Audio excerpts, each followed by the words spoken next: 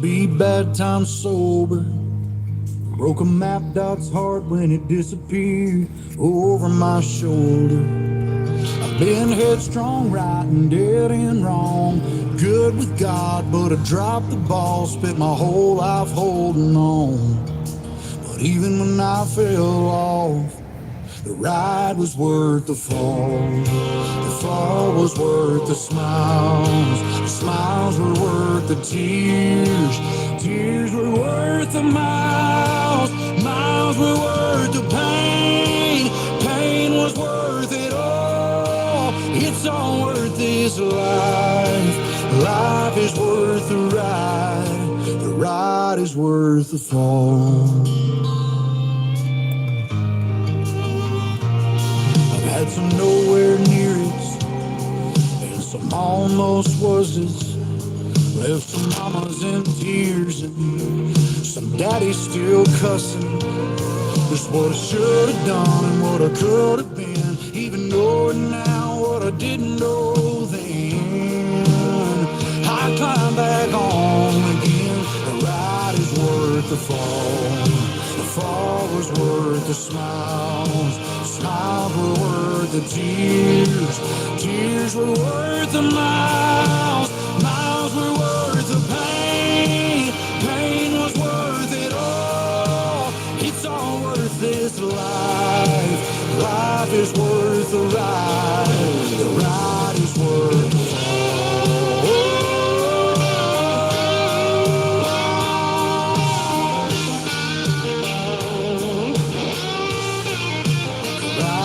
Worth the fall.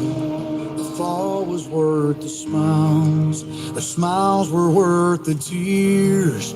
Tears were worth the miles. Miles were worth the pain. Pain was worth it all. It's all worth this life. Life is worth the ride. The ride is worth the fall.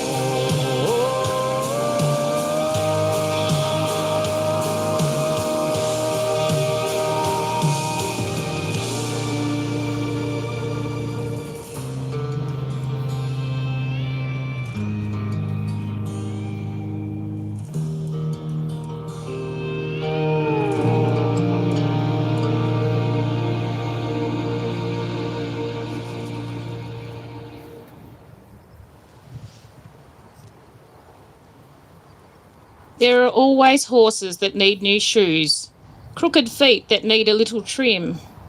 I know a farrier that's paid his dues, although it's taken the best of him. Never been a horse that he couldn't shoe, he's worked with the best and the worst. As for the rank outlaws, there's been a few, but he gets their attention first. Hard work has taken a toll on his hands. Gnarled and worn, pain creases his face. This work mightn't have been in his plans. It chose him was rather the case. Earning a living by the sweat of his brow, doing a job that few can do. The work has gotten harder on him now, but his hands still trim them up true. He's had many cracked ribs, many crushed toes, broken bones that still ache till this day. There are many tricks that only he knows. Shoeing a horse isn't child's play. Lean and lank, a somewhat tough young sod, many nails have ripped through his skin. No telling how many horses he's shod. They knock him down, he gets up again. There will always be one more horse to shoe, as long as his hand can hold a rasp. They may scrape him up when his life is through. He'll still have his hammer in his grasp. There was no more fitting way to begin today. A poem that shaped who Justin was. This was chosen, especially for Justin, by his uncle Leighton. Welcome, and thank you all for being here today. We shouldn't have to gather like this. It doesn't feel right, and it isn't fair. The 11th of November 2025 changed the lives of everyone here. Heaven may have gained another angel, But we all lost someone we love. And life hasn't been the same and won't be the same from the moment that Justin left his earthly body. My name is Ali Dennison, and along with my colleagues at Parkside Funerals, we are honoured to guide Justin's celebration today. A tribute to an amazing life, even though it was far too short. On behalf of Justin's family, I want to thank you all for being here. I also extend a warm welcome to those watching via the live stream.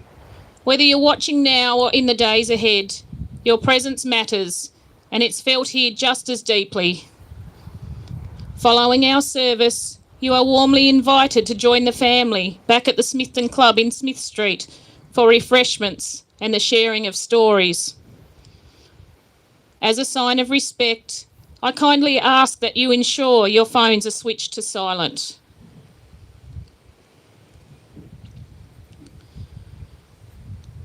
Justin Craig Pinner, also known to us as Justin, Pinner, and J-Dog, among other names. Justin was a son, a partner, a dad, a brother, a grandson, a nephew, a cousin, a mate, a farrier, and a man whose life was deeply tied to horses, dogs, the bush, and all the people that he loved. Justin was only 39, and the shock of losing him so suddenly is extremely raw.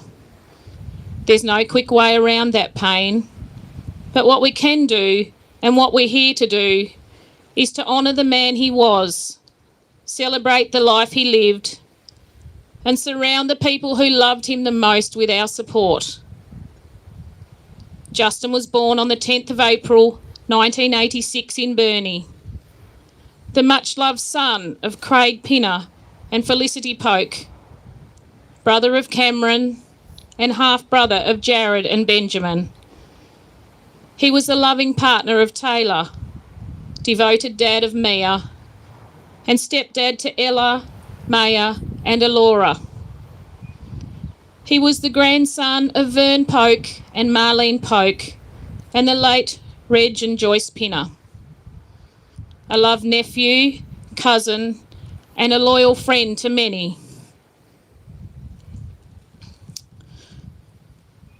Justin was a simple man in the best possible way. He loved routine, hard work, and being out on the land is what grounded him. Horses and dogs shaped his days, and the people he loved shaped his heart. Last Thursday, I was honoured to sit around the dining room table with three of Justin's favourite people. The person who has known and loved him the longest, his mum Felicity, his devoted caring partner Taylor, and his beloved daughter Mia. They told stories, reminisced, laughed, cried, and cursed Justin for leaving them. They helped me craft a story to honour Justin's life. On that note, I'd love to welcome Justin's daughter to come forward. It takes courage to speak on a day like today, and we are honoured to hear her memories of her dad. You're right. Well, hello everyone.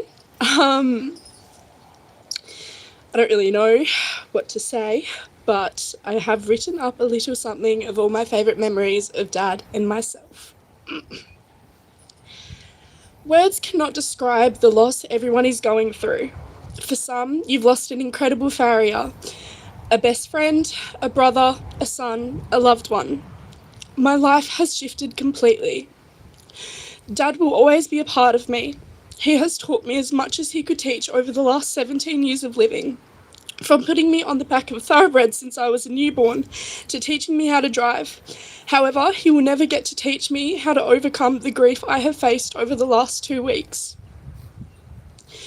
Dad has been my best friend ever since I was a baby. He was my rock, my light, and my life, which he will not be able to see the future I'll dedicate to him. But I will always carry his drive, his humour, and his wisdom on for as long as I can.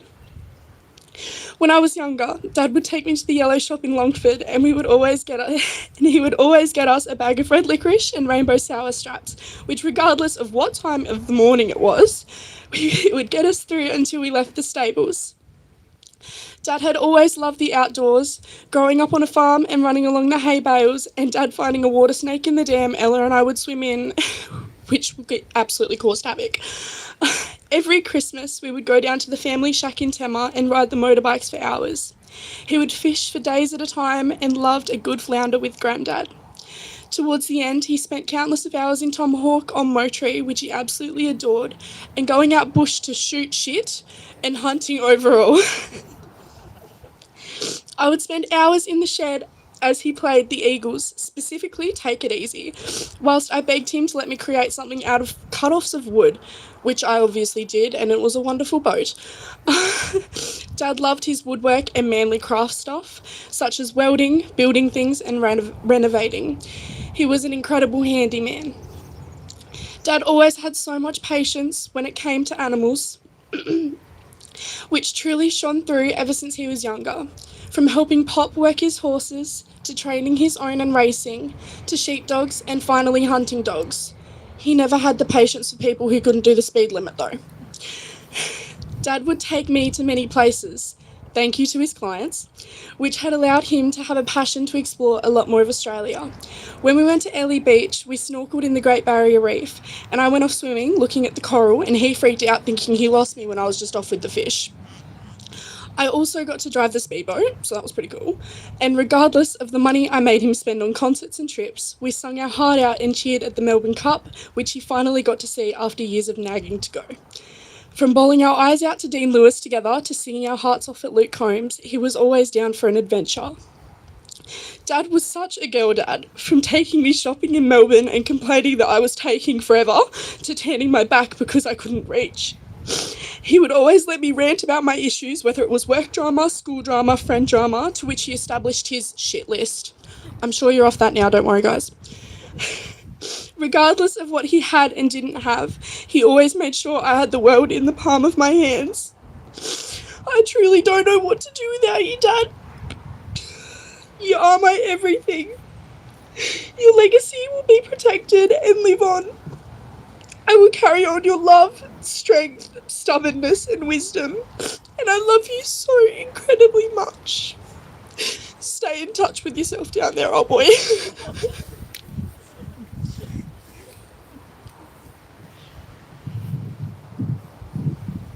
Well done, Mia. That took so much courage, and you honoured your dad with so much love. Justin grew up on the northwest coast, going to Smithton and Edith Creek primary schools before moving to Devonport with his mum and brother Cameron when he was in grade 5. He attended Sprayton Primary, then Reese High, until the fire saw Reese merge with Devonport High. School wasn't his favourite place, but Felicity said he never dared push his luck too far because he knew better. What did grab Justin's attention early on was horses. At around 14 years old, he got his stable hand licence. That love of working with horses came from someone who was so influential in his life, and that was his grandfather Vern.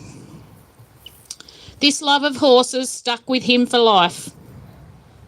After high school, Justin tried Don College, but he wasn't overly fussed with that either. So he gained employment at warehouse traders at Sprayton, but those horses kept calling. He went to Michael Trinder's racing at Sprayton, where Michael nudged him into the world of farriery. Who knew that this was going to shape the rest of his life and become a huge part of his identity? When Michael later downsized, Graham McCulloch at Grenville Stud took Justin under his wing. That's where he really started to grow. Stable work, stud work, TAFE in Melbourne, and his first winners with horses, Don't Tell Kayla, and What an Option. Justin's life changed for the better on the 15th of March 2008 when his daughter Mia arrived. From that day on, she was the absolute centre of his life. On Thursday, Mia shared with me some beautiful memories, as you've heard, about her dad's humour, his road rage, the hunting trips, the dogs, the horses, and the family holidays that were always planned around any event that involved horses or dogs. But above all, she remembered a dad who always showed up, not just for her, but for her friends as well. When Justin was around 30, his health took a hit. A heart condition meant open heart surgery in Hobart on what he referred to it as his dodgy chicken feed aorta. Felicity remembers as clear as day that drive down the highway in the terrible weather to be by her son's side. But in true Justin style, he soon bounced back. After Justin's heart diagnosis, he asked his mum to move to Longford to help with the horses. Felicity didn't hesitate. She packed up her life and went straight to him. During those 2 years, Justin couldn't drive, so Felicity took him to every medical appointment and made sure he had everything he needed. After his surgery, one of his horses, I Love This Bar, named after his favourite Toby Keith song, ran second, and not long after that, it brought home a win. Those moments meant everything to Justin. The names he chose for his horses always carried meaning, each one quietly holding something personal and important to him. In 2018, Justin, Felicity and Mia travelled to Hawkesbury for the dog trials. 2 weeks on the road with a trailer full of dogs said a lot about where his heart lay. Then came the Great Ocean Road trip with around 8 dogs in tow, finishing at the Port Fairy dog trials. And yes, he brought another dog on that trip. He brought it home, and Justin won an open championship with dog Lisa on that same trip. After spending some of his life in Evandale and Cressy, Justin eventually settled in Westbury.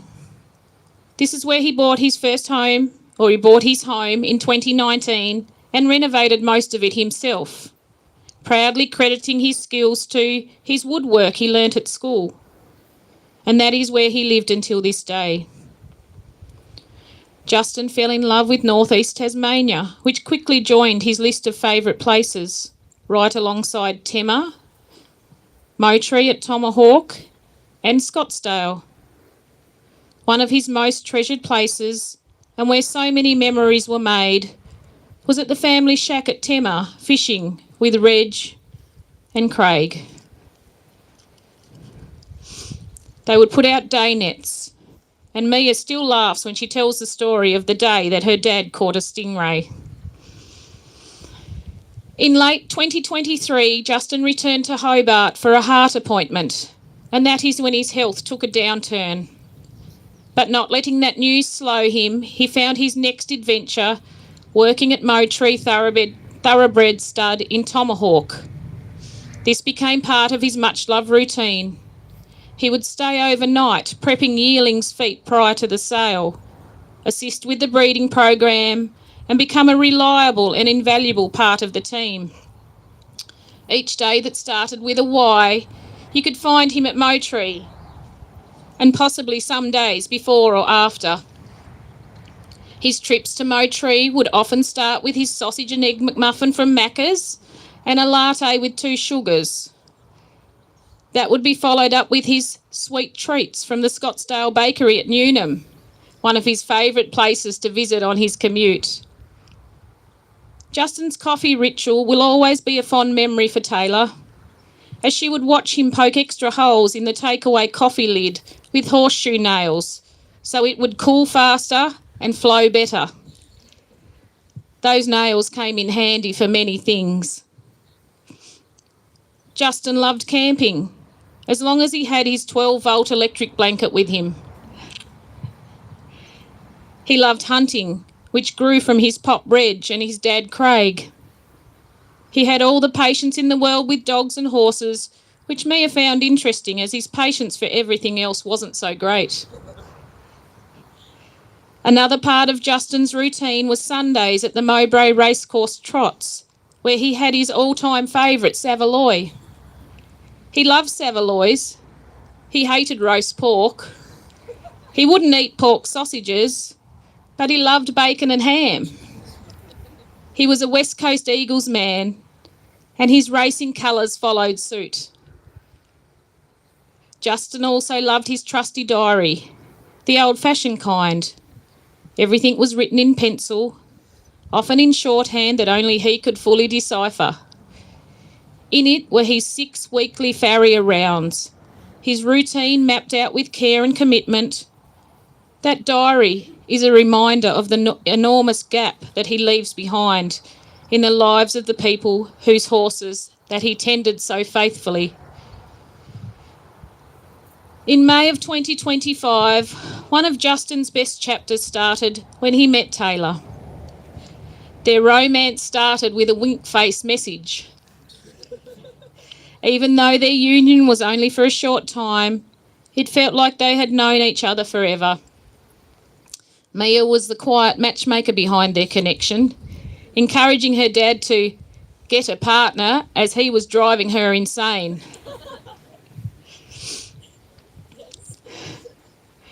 Justin and Taylor's first date was at Hog's Breath in Launceston, followed by watching Zach Weeks perform at the Royal Oak. From there, most weekends were spent together hunting, shopping, travelling, and just spending time together enjoying each other's company. Their time was full of fun, adventure and camping, and Justin, her tough-loving man, with his electric blanket on heat setting 3. Taylor, your time together may have been brief, but the impact you had on Justin's life was anything but small. You brought joy into a chapter where he needed it most. I'm now honoured to share some memories from Justin's closest people. Firstly, from his devoted mum, Felicity. Justin was such a loving son and father. After he was born, he had the best daycare that anyone could hope for. Time spent with his nan Poke while both his parents were working. His daycare was at our family home in Irishtown, where he was surrounded by people who adored him. His auntie Heather and his uncle Leighton were still living at home then, and Justin became very close to both of them.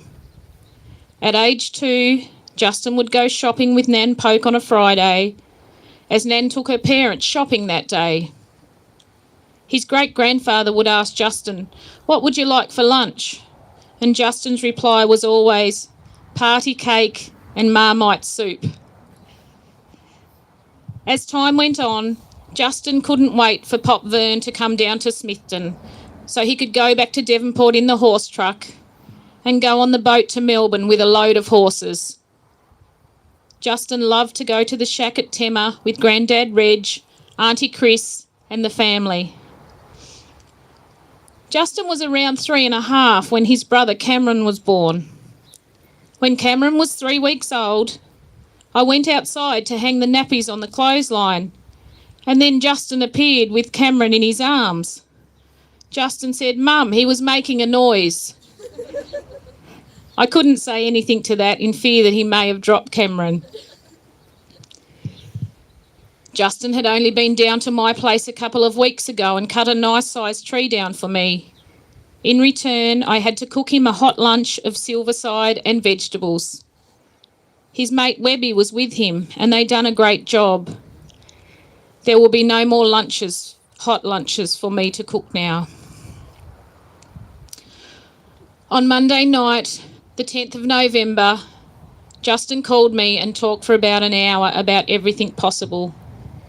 I also told him I spent my Christmas voucher that Cameron and Nick had given me last year. Justin asked me what I brought. I told him I brought clothes and a new pair of shoes. That's when Justin said, Not another fucking pair of shoes. We both laughed as Justin had counted about 30 pairs of shoes at my place prior, and Felicity's wearing those shoes today. We talked a bit more, and then I said, well, good night, goodbye. Justin replied with, I love you, Mum, and that will stay with me for the rest of my life. Justin, I am going to miss your calls. Love, Mum. Now I have a memory from Justin's dad, Craig. From the day he was born, Justin was full of cheek and he never slowed down. He grew up always surrounded by dogs, all shapes, sizes and varieties. He loved four-wheel driving and motorbikes, especially at Tema over the years.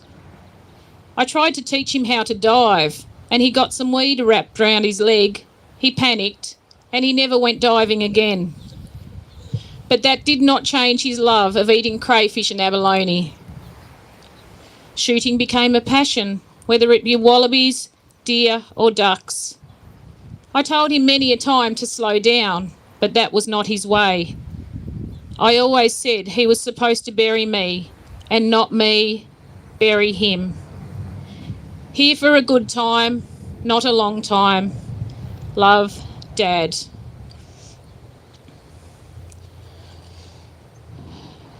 I've also been given a tribute from one of Justin's closest friends, and I'd love to share that with you now. For those of you who don't know me, my name is Michael, also known as Mick. Most of you would know me as Romeo. Justin introduced me to everyone as Romeo, and to this day it has stuck with me. This came about because I had turned him down a few times as I had found someone special, Belinda, who is now my wife. Justin wasn't just a mate, we were more like brothers. We had a bond so strong that no matter what happened in our lives, we were always there for each other. I was so grateful we had met. We were inseparable. Justin was only 17 when I met him at a friend's place. He walked in with a 6-pack of Carlton cold beer stubbies under his arm and introduced himself with a solid handshake. As soon as he walked in, he lit up the room with his infectious personality and had everyone laughing. Then he offered me a beer and we talked for hours. About a week later, he rang to ask if I wanted to call around for a barbecue and have a few drinks. From that moment on, we knew we were mates forever as we just clicked. At this time, I was single with plenty of spare time, so we spent a lot of time camping and fishing together and helping him with his projects. He always had something on the go, and that's always been the way. One of the most memorable trips was to the West Coast Cape Beach on our old quad bikes and spending time with him at the family shack at Tema. This I hold close to my heart. Another proud moment was when he asked me to be his best man at his wedding. Such a great honour. At this time of his life, I couldn't be happier for him. I have many memories over the years, which we often share with friends and laugh about. Here is a few of them. We set up camp at Montague Campground for a week. We done this in style, eating and drinking like kings. We had such a great time. When we weren't drinking or eating, we were off floundering late into the night. This one night, when we were having a few beverages, as Justin would say, when it was his turn to get a beer, he decided that it would be funny to get a bag of ice and water and tip it down my back. It was so cold, I got the shock of my life. He took off laughing. I chased after him but couldn't see him anywhere. I decided to hop into the Commodore with the headlights on high beam to find him.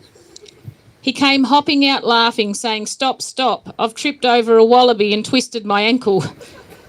We laughed that much, we couldn't believe that he got tripped up on a wallaby. Another time we were out at Molly's nightclub watching Gypsy Rose.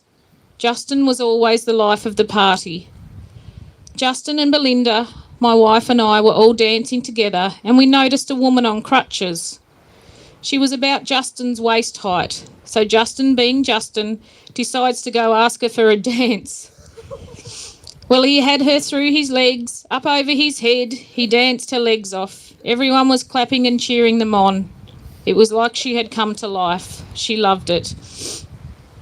Every time Justin sat down to try and get his breath back, the lady with the crutches would be trying to drag him back onto the dance floor for more, and up they would get and go again. She couldn't take the smile off her face. This went on for hours. He had everyone coming up to shake his hand. Another great time was at a property he used to rent at Westwood, Carrick. We decided that at 2 o'clock in the morning that it would be a good idea to take Bam Bam, his 10-foot boat, for a row on the property dam. We were laughing that much about two big blokes getting into this very small boat. We managed to capsize it, and we were drenched. We helped each other out of the water, and then we dragged the boat up the bank and into the back of the ute. We then made our way back to the fire pot, laughing all the way. We dried off and then celebrated our luck with a couple of drinks. No matter what happened in our lives, we were always there for each other through the good times and the bad times. There were just so many unforgettable memories, and this was only a few of them. Justin was like family to us. He will be missed by all of our family. He has always been a great mate. I will miss his happy-go-lucky attitude and his one-of-a-kind personality, and the life he brought to any occasion. There's no one like our Justin. I will miss you, bro. Love you, bro. Rest in peace. From your mate, Romeo.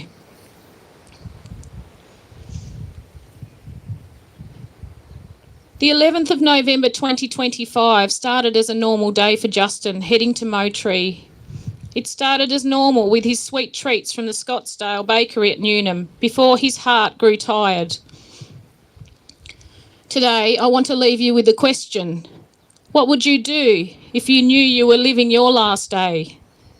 As Garth Brooks asks, if tomorrow never comes, would she know how much I loved her?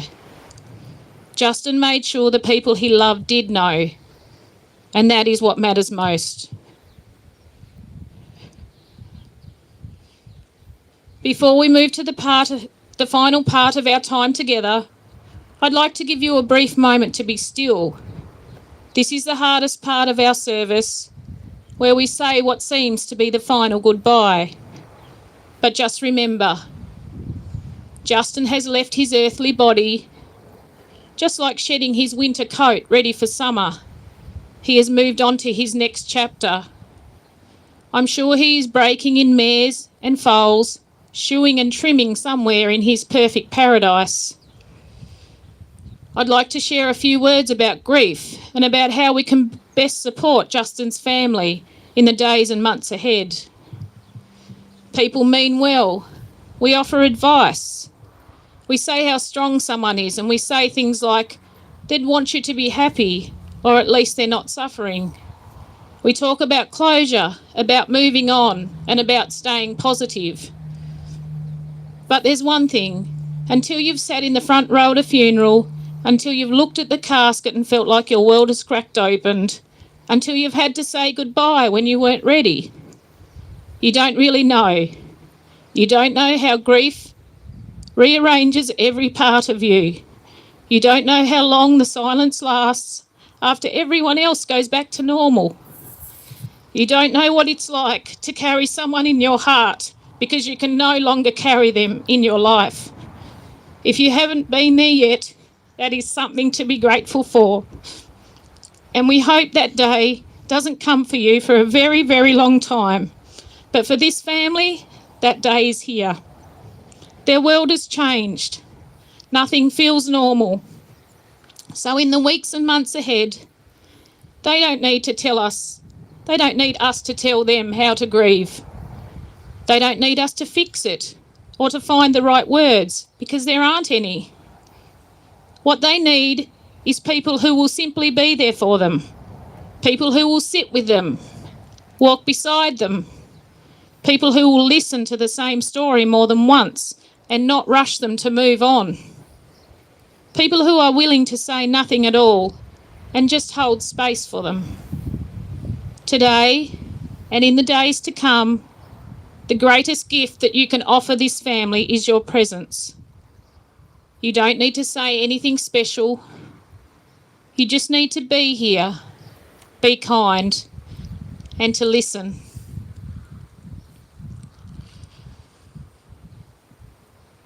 We now move on to our moment of committal.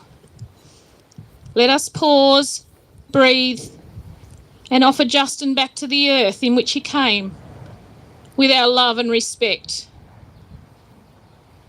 Justin, you are so dearly loved. You are in our hearts and our minds, and we will carry you with us as we move forward with our lives. Everything you have done is still done. Everyone you love is still loved. Everything we've learnt from you is still learnt. And so, we will let you pass from this world for which you did so much, for which you continue to do. Because when we walk this earth, we walk it with you. You leave us with the strength and the pride to do what is good and right. And your memory will guide us, just as you did when you were by our side. Thank you for all that you were and all that you gave. Earth to earth, ashes to ashes, dust to dust. Starting with Justin's family, I now invite those that wish to please come forward and place a gum leaf onto Justin's coffin, a gesture to honour him and the land he worked on, lived on, and loved so dearly. Please take your time, there's no need to rush. As Justin is lowered to his final resting place, we will listen to one of his favourites, When You Come Back to Me Again by Garth Brooks.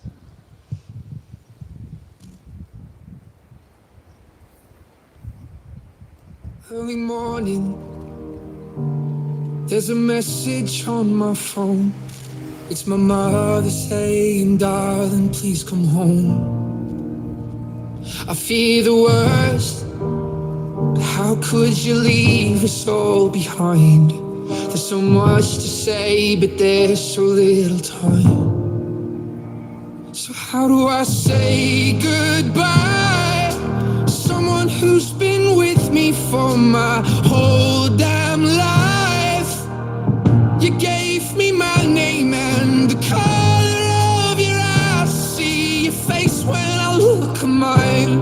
So how do I say goodbye? When I couldn't, you always saw the best in me. Right or wrong, you're always on my side. But I'm scared of what life without you's like. And I saw the way she looked into your eyes.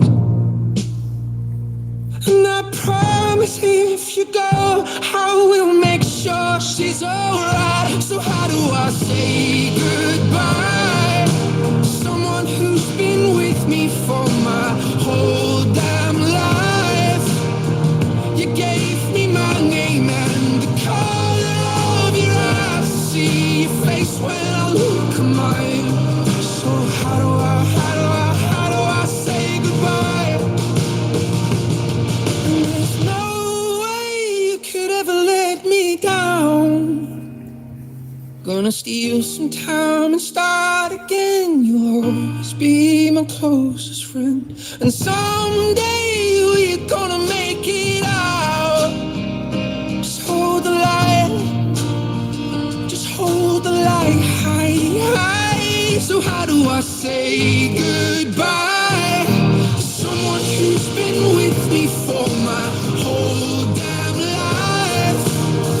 You gave me my name and the color of your eyes. I see your face when I look at mine. So how do I say goodbye? So how do I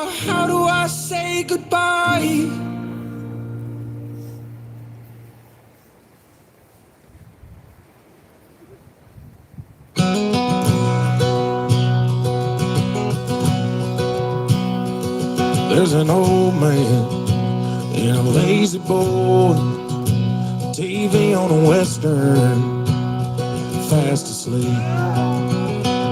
Gray in his hair, at least what's left, but the heart of a lion beating in his chest.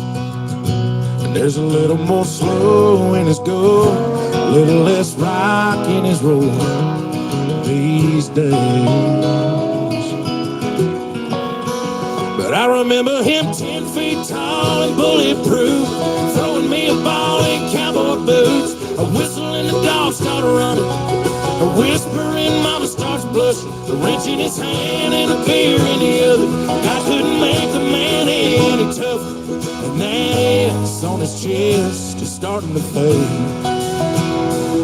But I'll always remember him that way. I used to think that he'd never get old. That kind of thing was for regular Joe. He tries real hard to put up a fight, but I guess time is his kryptonite. 'Cause I remember him 10 feet tall and bulletproof, throwing me a ball in cowboy boots. A whistle and the dog started running, a whispering mama starts blushing, a wrench in his hand and a beer in the other. God couldn't make a man any tougher, that ass on his chest is starting to fade. But I'll always remember him that way.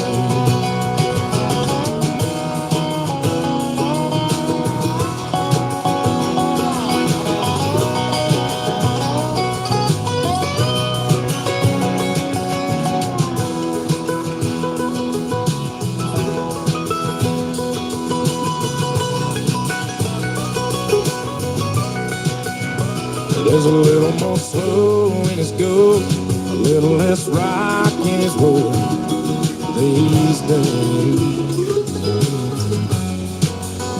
But I remember him 10 feet tall and bulletproof, throwing me a ball in cowboy boots. A whistle and the dog started running, a whispering mama starts blushing, a wrench in his hand and a beer in the other. God couldn't make a man any tougher, that ass on his chest is starting to fade. But there's some things time can't erase, 'cause I'll always remember him that way.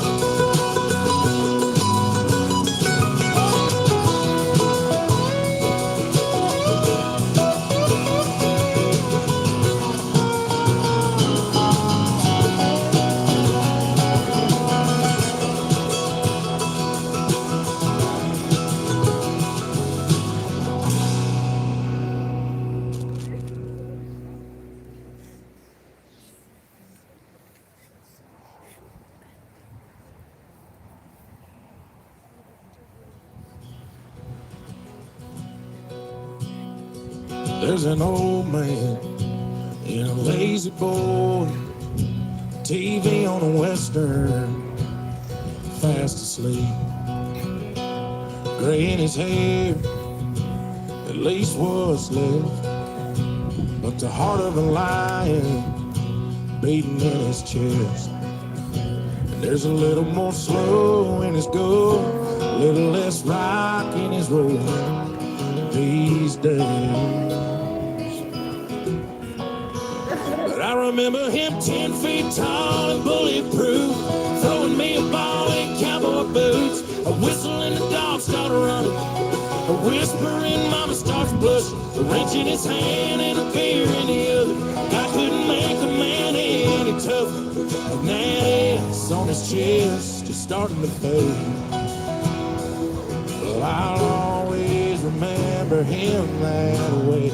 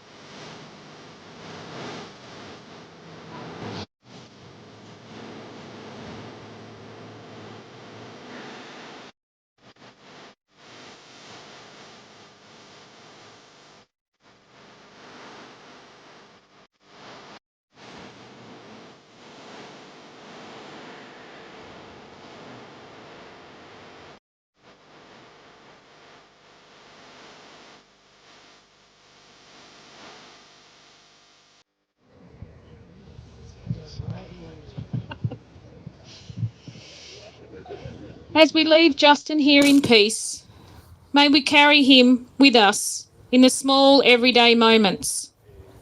When we think of his unfiltered sense of humour that we all loved, even if it sometimes made Felicity cringe. When we remember his scratched Ray-Ban aviators, his love for his Bundy rum and his Captain Moron, his ongoing boob jokes and his stubborn insistence on calling Facebook Bookface.